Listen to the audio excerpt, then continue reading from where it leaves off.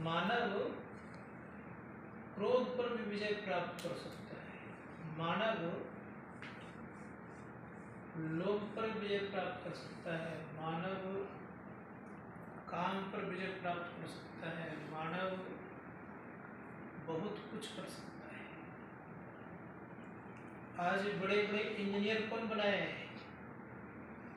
मानव भी ना। आज मोबाइल का आविष्कार किसने किया है? रेलगाड़ी किसने बनाया है? हवाई जहाज किसने बनाया है? माइक किसने बनाया है? सब काम मानव कर सकता है। परमात्मा को प्राप्त कौन कर सकता है? फिर प्रत्येक काम को करने की ताकत किसमें है? मानव में।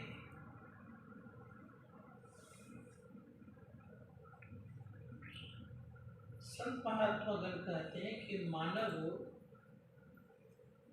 आविष्कार करने का, आविष्कार समझते हैं हम लोग, बनाने का हर चीज ताकत रखता है, हर एक चीज ताकत रखता है, सब कुछ बना सकता है। जितने भी चीज हम आप देखते हैं किसने बनाया है? और कुछ चीज है कि परमात्मा ने बनाया है। जैसे हम लोग कौन बनाया है? वृक्ष, पहाड़ उन्होंने बनाया। हवा किसने बनाई है? जल किसने बनाया है? अग्नि किसने बनाया है?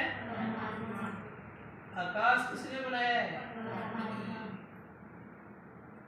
तो कुछ परमात्मा बनाए हैं और कुछ मानव ने भी बनाया है। समझ गए?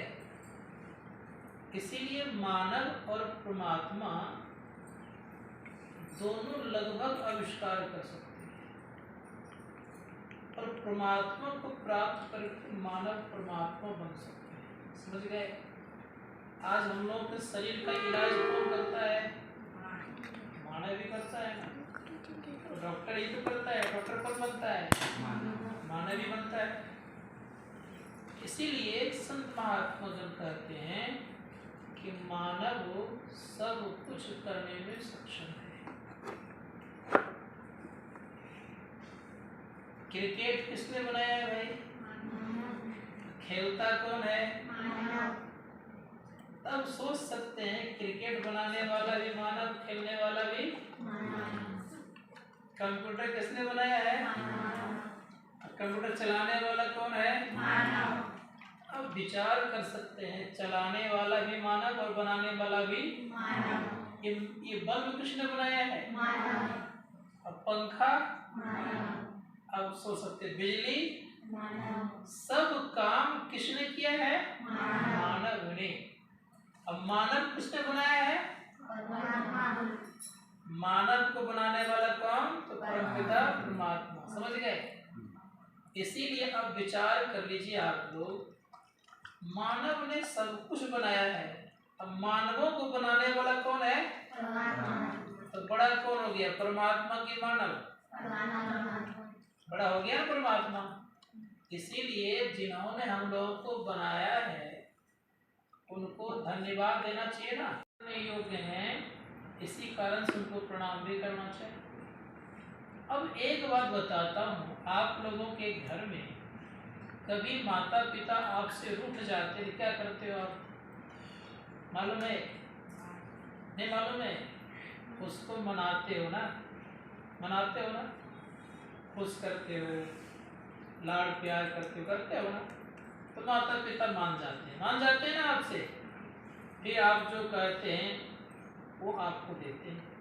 जैसे दूसरा उदाहरण दे रहा हूँ, कुछ आपको माता पिता से लेना हो, और माता पिता नहीं दे रहे, क्या करते हो? बड़े प्यार से बात करते हो, नहीं ये दे दो, ये दे दो, ये दे दो, देते हैं ना वे। तो सबके माता पिता कौन है? परमपिता परमात्मा। तो उनको मनाना है तो कैसे मनाना है? उनसे भी प्रेम करना पड़ेगा, उनसे भी बड़ी अच्छी अच्छी बातें करनी पड़ेगी। वो अच्छी अच्छी बात करना ही स्तुति कहलाती। क्या कहलाती है? इसीलिए हम लोग क्या कहते हैं, तुम ही माता तुम ही पिता हो, तुम ही बंधु च सखा तुम क्या हो? माता भी हो, पिता भी हो, बंधु भी हो और सखा भी। इसीलिए वो सब कुछ है, वे हम लोग सब कुछ देते हैं। ठीक है। संत महात्मा गण कहते हैं कि अगर वे ना होते, कौन? परमपिता परमात्मा नहीं होते तो हम लोग भी नहीं होते। परमपिता परमात्मा नहीं होते तो धरती नहीं होती, जल नहीं होता, अग्नि नहीं होती, हवा नहीं होती, आकाश नहीं होता और हम मानव भी नहीं होते। इसीलिए मानव को बनाने वाले कौन है? परमात्मा। और परमात्मा के द्वारा हम लोग बने हैं। इसलिए हम लोग क्या करना चाहिए कि हे परमात्मा, अगर तुम नहीं होता इस धरती पर मुझे कौन लाता? तुम्हारी कृपा से मैं इस धरती पर आया हूँ और तुम मुझे सद्ज्ञान दिए हो, सद्बुद्धि दिए हो। इसीलिए मैं क्या करता हूँ? चलता हूँ, खाता हूँ, लोगों से बात करता हूँ। किनके द्वारा? अब कहिए कैसे? अब विचार करके देखिए, हम लोग थोड़ा सा विचार करिएगा। अगर उन लोगों ने, उन परमात्मा ने अगर हम लोगों को जुबान नहीं दिया होता, लोगों से बात कर सकते, बात कर सकते? नहीं ना।